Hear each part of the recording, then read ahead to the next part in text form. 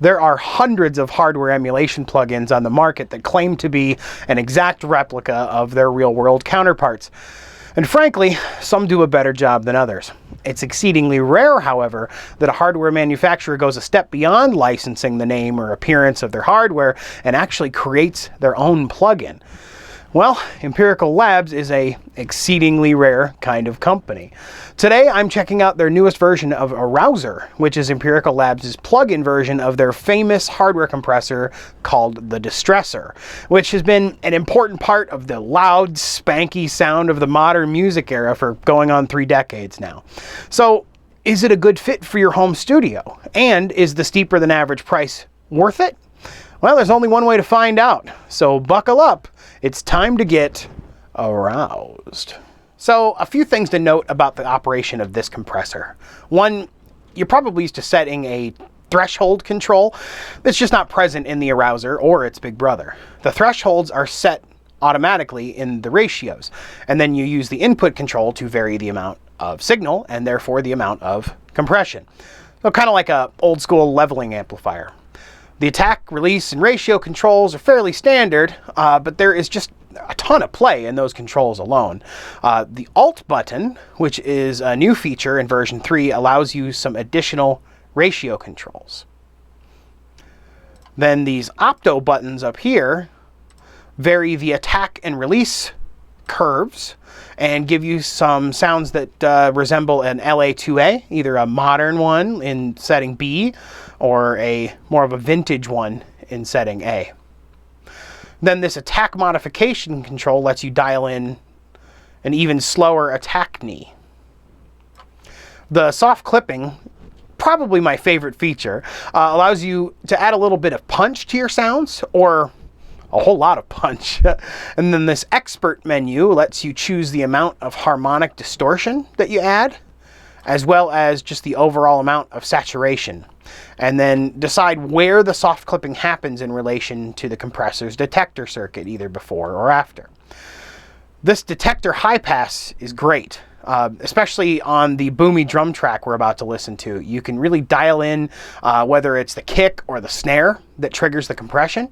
And then you can use the sidechain EQ to kick that up a notch. So let's say you have a source with a lot of energy in a particular range. You can set the detector EQ to that range and then smash it down with this setting. And then finally the blend knob. Also with an expert menu, by the way, for dialing in the right amount of dry signal, and then you can control the dry-wet mix using the blend. So from a features perspective, I honestly don't know what else you could ask for. It's easily a solid 5 out of 5 for the features. So let's hear some more of these settings in action. All right, so I've got the Arouser loaded up on a drum track. To begin with, let's just go ahead and hear the drum track all by itself. All right, and then let's bring in the Arouser. You can instantly hear how much more of the room mic in that recording pops out because of the compression.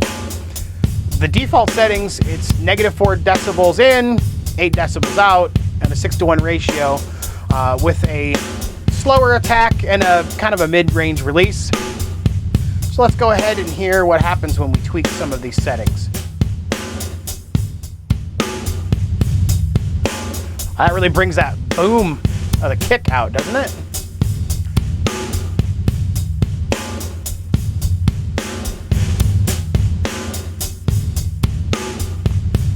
When you bring the attack down, brings out a lot more of that snare.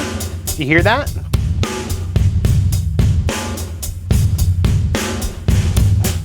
And that release just really lets it kick out.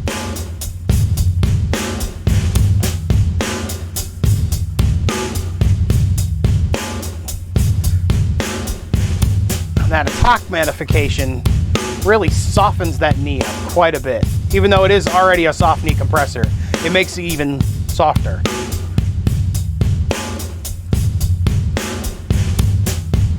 And then the soft clipping. Let's get funky, huh?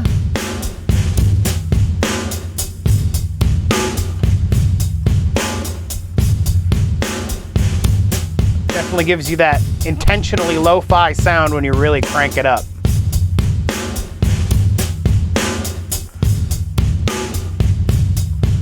And then we were talking about this a few minutes ago, the detector high pass. When you set it here, you can see that the detector is going off with the kick. But then when you set it about here, you can see that it's the snare that really sets it off.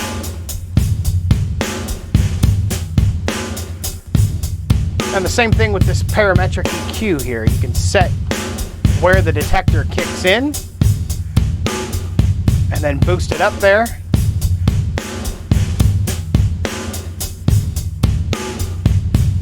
Very nice.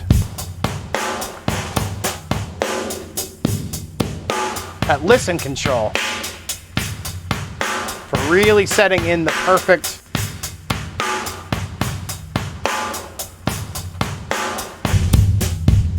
and then the blend knob here. So in terms of overall usability, I've been playing with this compressor for a few days and I'm absolutely addicted to it. I have a lot of compressors in my arsenal, like a silly amount of compressors really, including a few that are supposed to also be Distressor emulations.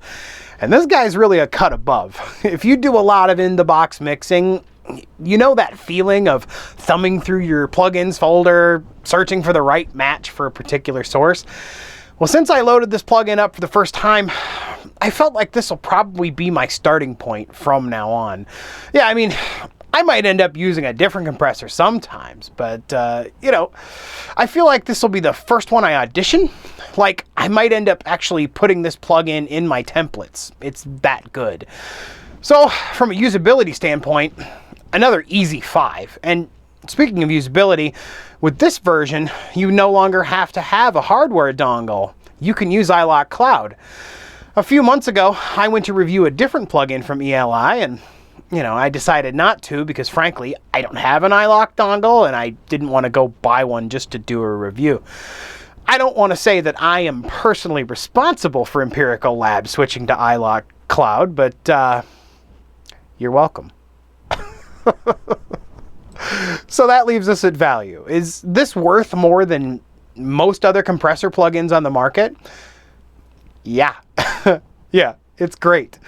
Drums, vocals, guitars, buses, mastering chains, there's really a ratio in there for every single source, every time. And the switchable attack and release models alone, I mean, if that's all it had, just the ratios and the switchable attack and release models, it would be worth the price. So then you add in the soft clipping with the harmonic knob, the attack modification, the detector controls. It's just, it's really everything I want in a compressor. So again, if you're working in the box, it's a must-have. And if it's on sale, just do it. Don't think about it. Just do it. If you're ready to start your own home studio and you want to fast track your learning curve, please check out the link in the description below where I have a free guide just for you. So thanks for getting aroused with me and have a great day in your home studio today.